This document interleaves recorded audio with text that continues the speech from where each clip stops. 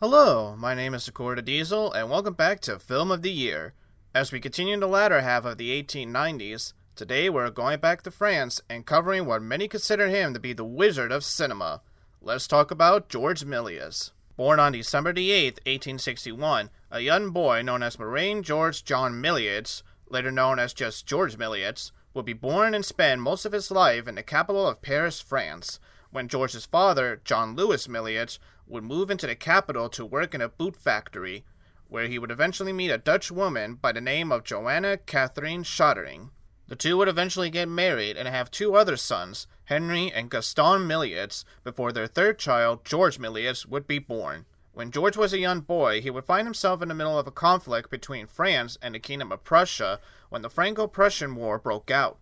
The conflict would soon lead to the Lycée Michelin being bombed, a place Melies attended before he would have to complete his education through the Lycée Louis-le-Grand building.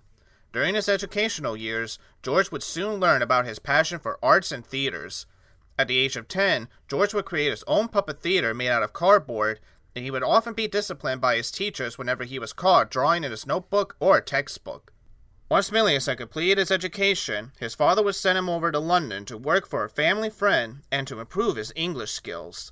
It was during this stay in London that Melies would soon be drawn to a type of stage performance inside the Egyptian Hall, where English magician John Neville Maskelyne would perform his plays and illusions that would capture a young Melies' imagination.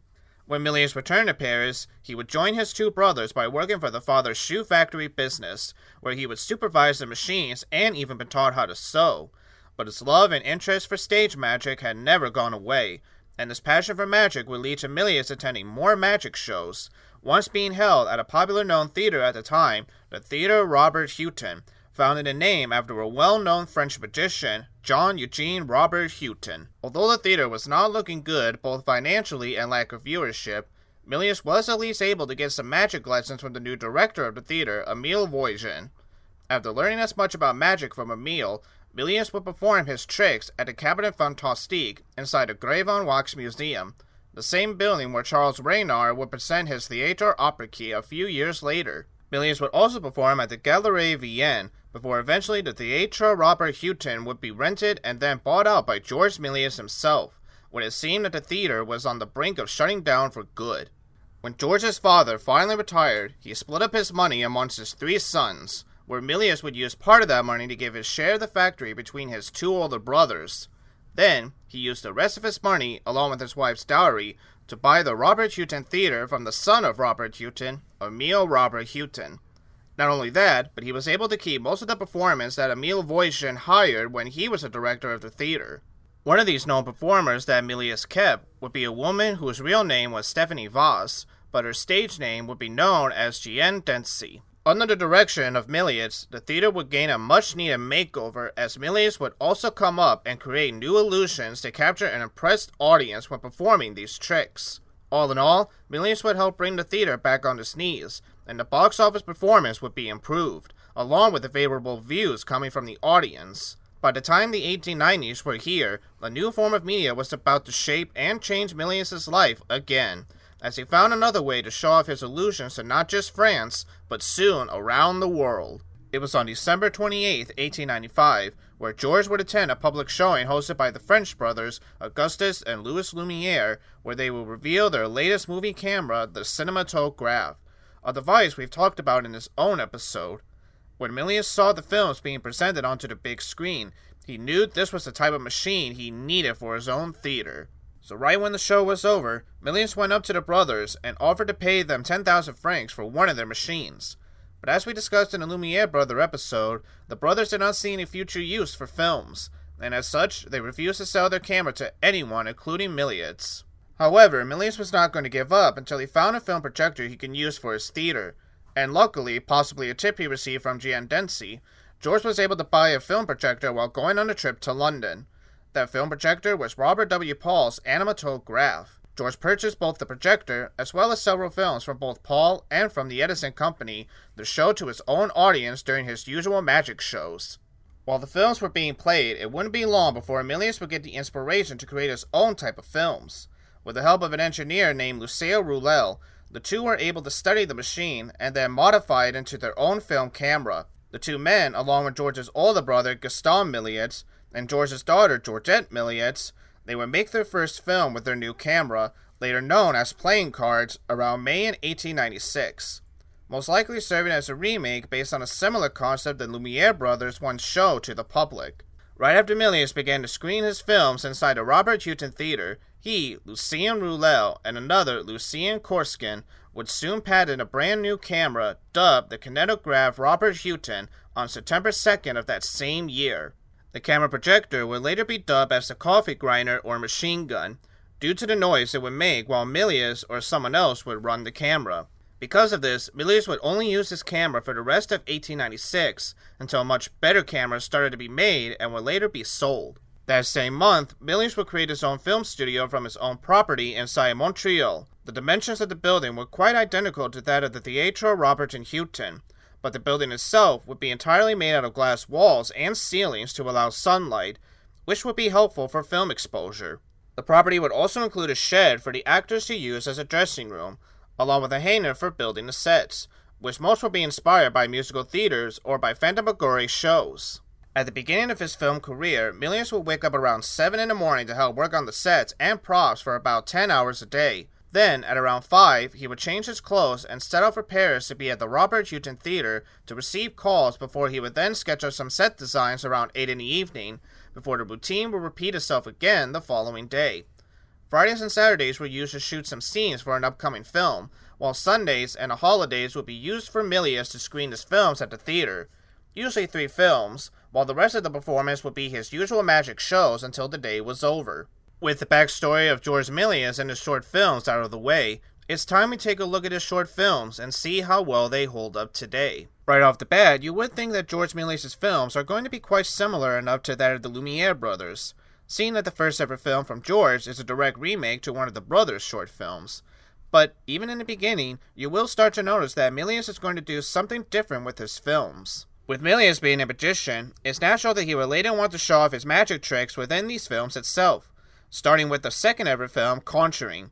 From there, you will start to see Melies developing, and in some cases, inventing certain effects that are still being used to this day, and as such, this will give his films a sense of wonder that is yet to be seen from other directors at this point. One special effect that Melies is known for is the substitution splice, or the stop trick special effect. There are 2 events that explains how Melies came across this effect in the first place. According to Melies himself, he recalls an event where he was filming outside right by the Palace of l'Opera, and during the filming, his camera got jammed during the take. So as Melies was fixing the camera, he would come to find out that when reviewing the footage, all the stuff he was filming beforehand was changed into something else.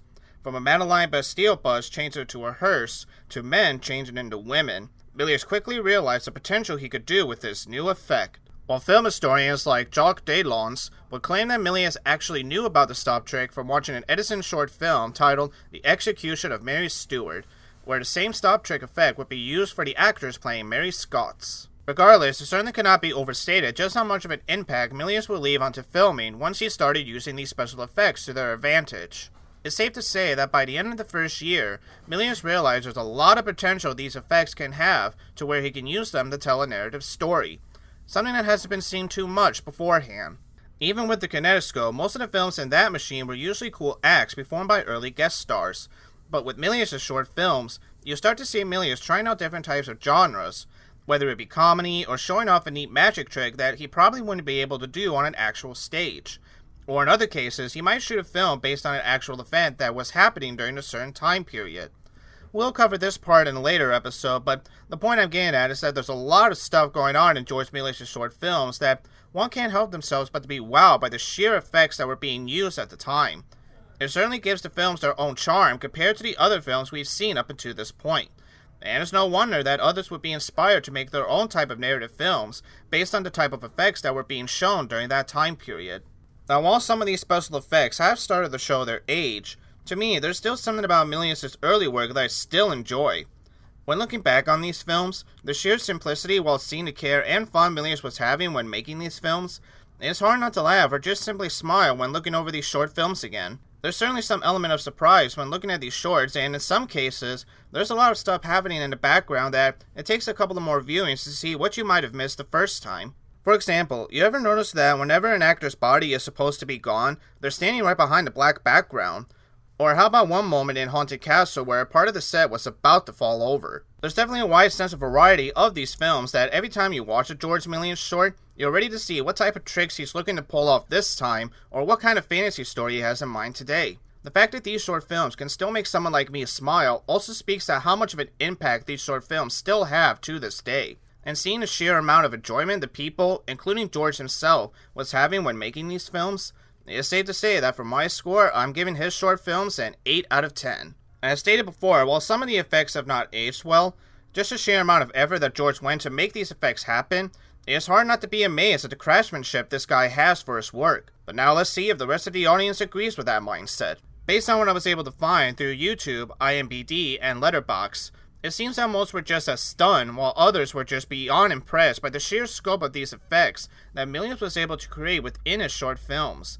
That many were still entertained by his quality to this day. So it should speak in volume by just how much some of these short films hold up in terms of modern viewing. Now, as stated, there were some reviewers that also noticed some of the dated effects and even the type of subject in some of Melies' short films.